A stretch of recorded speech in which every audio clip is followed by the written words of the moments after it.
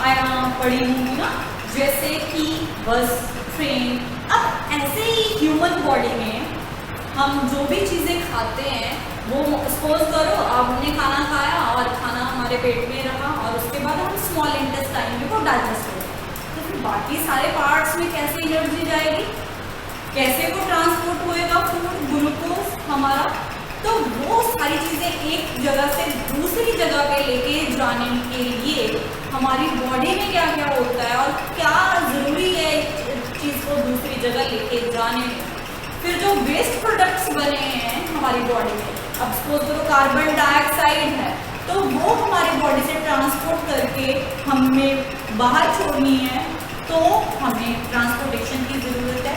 तो ट्रांसपोर्टेशन भी हमारी बॉडी में एक बहुत इंपॉर्टेंस है। Transport of minerals, nutrients and waste products are required in our body, यही हमने बात की। अब वो किसके थ्रू पड़ेंगे, सर्कुलेटरी सिस्टम। सर्कुलेटरी सिस्टम में सबसे इंपॉर्टेंट रोल जो हमारा रहता है वो ब्लड का रहता है।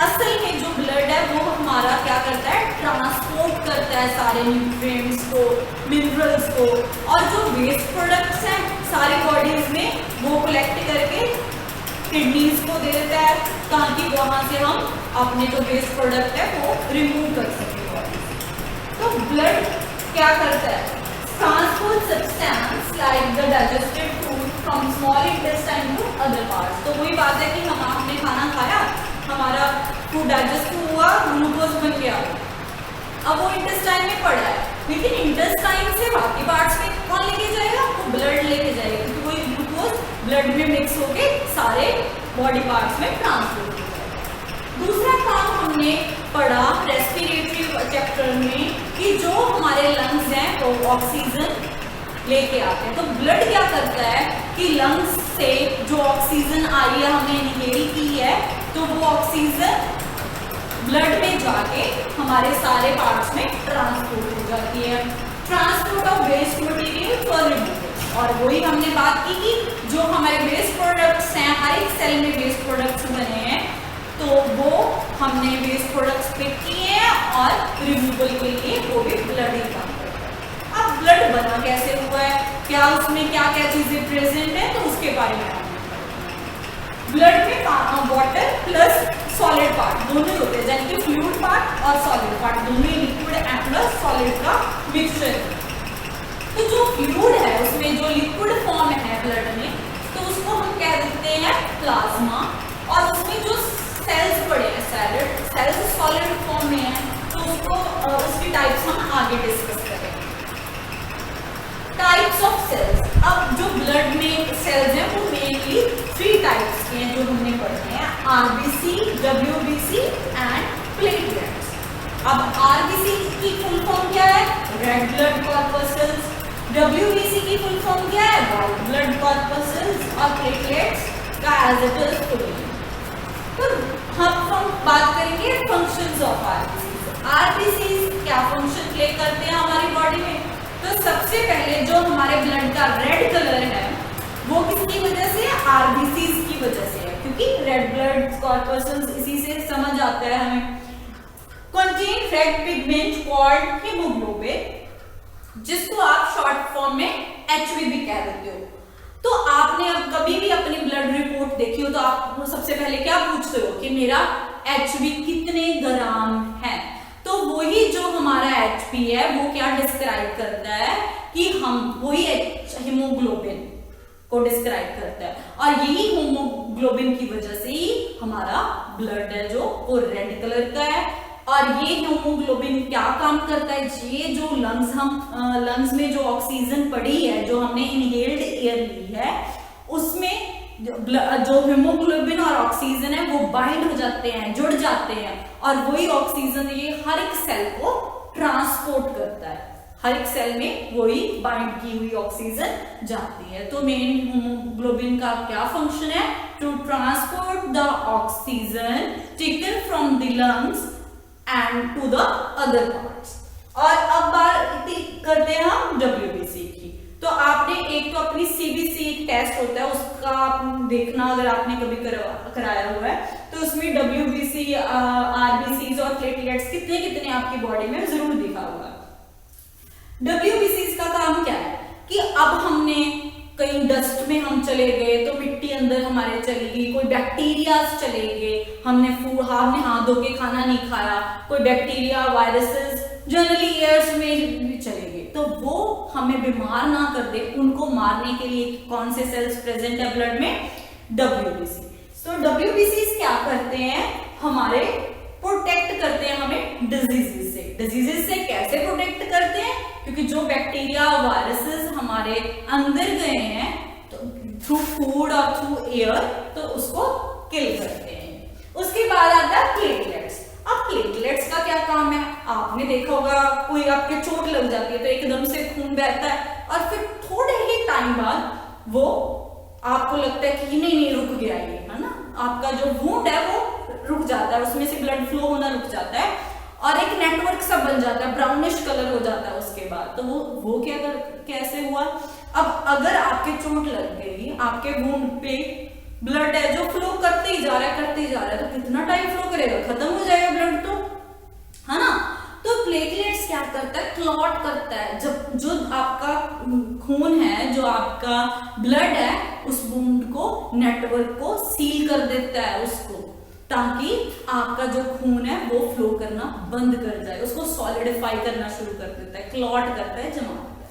तो required for the clotting of blood, ताकि अगर आपके वुंड कहीं चोट लग जाए तो उसमें से खून थोड़े टाइम बाद निकलना बंद हो जाता है। ऐसा क्यों होता है?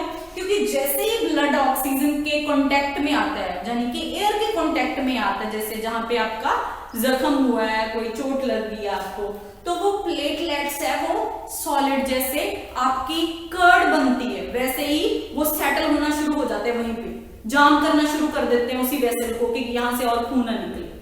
तो वैसे वो प्लेटलेट्स काम करते हैं जब भी वो एयर की प्रेजेंस में आपका वुंड हो जाता है, ब्लड जैसे ही प्रेजेंस में आता है।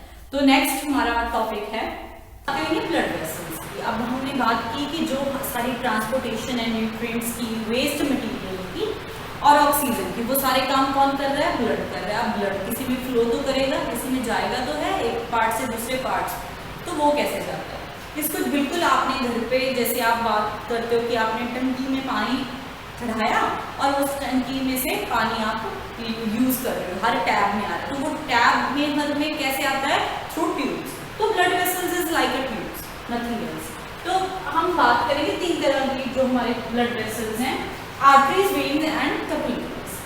आर्टरीज किसको कहते हैं? सबसे पहले carry blood from heart to all parts. तो सबसे पहले ये कहना कि आर्टरीज हमेशा ऑक्सीजन रिच ब्लड लेके जाएंगे, ये बिल्कुल गलत है, इसको आपने कभी नहीं याद रखना, ऐसा कुछ भी नहीं है, एक्सेप्शंस हैं। तो और इसकी एग्जैक्ट डेफिनेशन क्या बनती है? आर्टरी उसको कहा जाता है जो हार्ट से हमारे बाकी जो बॉडी के हिस्से हैं उन तक ब्लड पहुंचाए, इसको ही आर्टरीज कहते हैं। वो हम बाद में बात करेंगे ऑक्सीजन रिच, हाँ ज्यादातर 90% तक ये बात सही है कि जो आर्टरीज है वो ऑक्सीजन रिच ब्लड कैरी करती है, लेकिन 100% यही डेफिनेशन आर्टरीज की गलत है। डीप इन द स्किन जो आर्टरीज एंड ब्रॉड ट्यूब्स हैं वो, और डीप इन द स्किन है high blood flow at high pressure, तो इसमें जो ब्लड है वो बहुत ज्यादा प्रेशर से चलता है और इसमें वॉल्व की जरूरत नहीं है। क्यों? क्योंकि प्रेशर बहुत ज्यादा है, इसलिए जो हमें बैक फ्लो की ब्लड की जाएगी, वापस ब्लड को वापस मुड़ना पॉसिबल नहीं है, बहुत स्पीड से चलता है। वेन्स, अब वेन्स के बारे में भी यही कहना कि वेन्स में कार्बन डाइऑक्साइड वाला ब्लड होता है, कार्बन डाइऑक्साइड रिच ब्लड होता है, तो ये भी गलत है। 90% तक ये सही है, लेकिन 100% वेन्स की डेफिनेशन ये हो नहीं सकती। तो वेन्स किसको कहते हैं? Carry blood from all parts to heart. तो वेन्स उनको कहा जाता है कि जो बाकी बॉडी के हिस्सों से ब्लड लेके हार्ट में पोर करते हैं उसको, यानी कि हार्ट की तरफ जो आ रही है उनको वेन्स कहा जाता है, जो हार्ट से दूर जा रही है उनको आर्टरीज कहा जाता है। बिल्कुल सिंपल भाषा। Present at the surface of the skin, present at the surface of the skin का क्या मतलब है? ये बिल्कुल आपके स्किन के ऊपर की लेयर में प्रेजेंट है। फॉर एग्जाम्पल आपके कोई कट लग जाता है रेजर से, तो आप क्या करते हैं, ब्लड एकदम से फ्लो करने लग जाता है, तो वो कहाँ से आता है, वेन से आता है। और वो कोई ज्यादा प्रेशर पे नहीं है, ऐसा नहीं कि 1 मिनट में आपकी पूरी बॉडी में से वीकनेस आपको फील होने लग जाती है। बिल्कुल, अगर कट छोटा है तो आपको बहुत ही कम मिनट सा लगता है, लेकिन लो प्रेशर है। और अगर बहुत ज्यादा तो आप बिल्कुल ब्लड से लथपथ हो जाते हैं, तो तब क्या होगा कि वो आर्टरीज पे इफेक्ट होगा, वॉल्व्स आर प्रेजेंट। अब जब लो प्रेशर है और आपने देखा कि ग्रेविटी होती है, यानी कि आप कोई भी चीज ऊपर फेंकोगे तो नीचे आएगी, है ना। तो जैसे ही हमने अपने लेग्स में से ब्लड को हार्ट में पोर करना है, तो इसमें जो प्रेशर है वो भी कम है, और अगर वॉल्व्स ना हुए तो वापस नीचे हमारी लेग्स में भी वापस आ जाएगा ब्लड।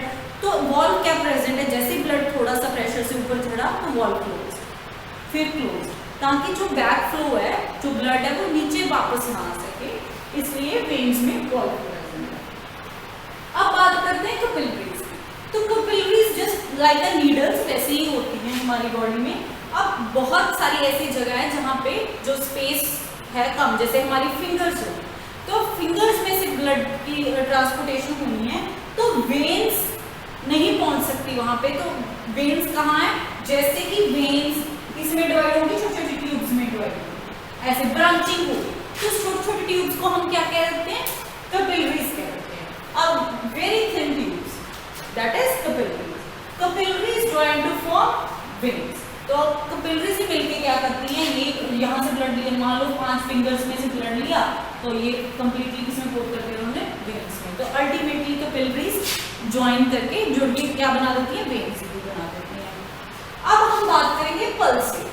अब पल्स रेट क्या है कि आपने कभी देखा होगा कि आपके राइट हैंड में अगर आप यहाँ से रखो और बिल्कुल साइलेंटली ऑब्जर्व करो, तो आपको बीटिंग फील होगी, है ना, कोई चीज लग रही होगी कि कुछ एक्सपैंड हो रहा है, फिर कंप्रेस हो रहा है, कुछ ऐसा फील आएगा, तो that is a pulse rate. वो होती है किस वजह से, वो हमारी आर्टरी में ब्लड फ्लो हो रहा है प्रेशर से, तो उसकी वजह से होती है।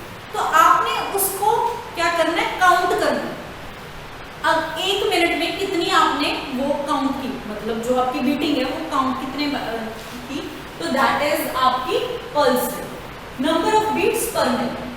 तो 1 मिनट में आपकी कितनी बीट्स आई, उसको क्या कहेंगे हम, पल्स रेट। और ज्यादातर जो एवरेज है, एवरेज निकाली जा सकती है इसकी, क्योंकि अगर आपको स्ट्रेस है, कोई टेंशन है, या आप कोई कहीं एक्सरसाइज करके आए हो, तो ये इफेक्ट होती है। मान लो 1 मिनट अगर आपकी 80 हो सकता है, नेक्स्ट मिनट आपकी 96 हो, अगर आप भाग के आए, तो वो डिपेंड करता है। ये सारा दिन एक जैसी ली जाती है, इसको एवरेज निकाली जाती है।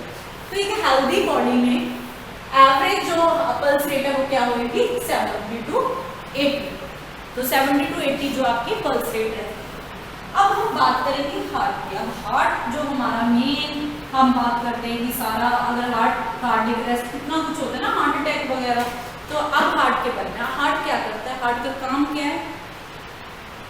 हार्ट का काम सिर्फ एक पंप की तरह, एक मोटर की तरह, उसका काम सिर्फ ब्लड को पंप करना है, नथिंग एल्स। इसके अलावा वो कुछ नहीं करता।